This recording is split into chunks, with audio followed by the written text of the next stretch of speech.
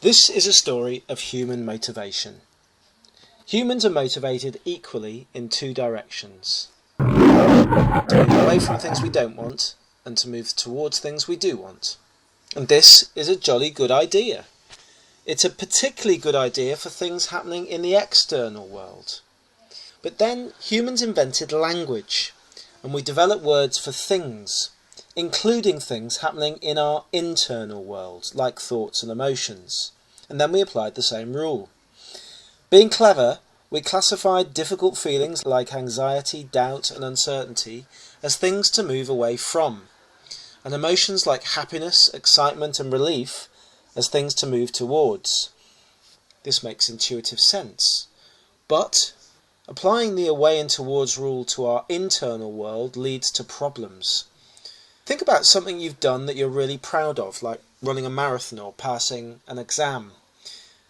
And then think about the early days or moments when you were moving towards this achievement. What were your thoughts and emotions then? The short-term result of moving towards something we really value is usually negative thoughts and uncomfortable emotions. So our minds tell us to move away, just as if we saw a bear or a moving bus. Then, if we do move away, the first emotion that shows up is relief. So to summarise, language has encouraged us to try and move away from bad or difficult thoughts and emotions and to move towards good ones.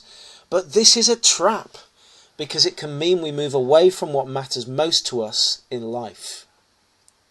This is called experiential avoidance. Experiential avoidance can work in the short term, but the problem is it doesn't tend to work in the long term.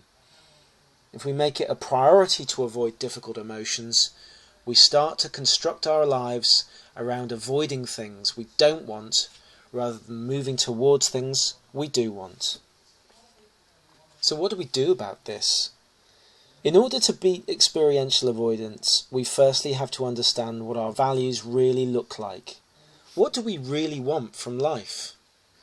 Then we need to help people to build their willingness here, to experience these difficult thoughts and emotions, in order to keep moving towards here. We can't have love without fear of rejection. We can't achieve greatly without fear of failure.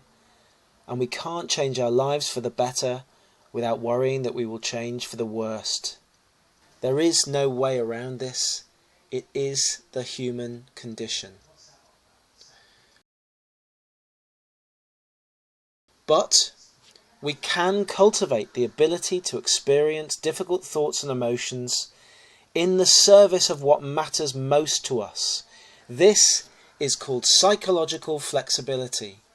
Psychological flexibility helps us build a life around towards moves rather than away moves.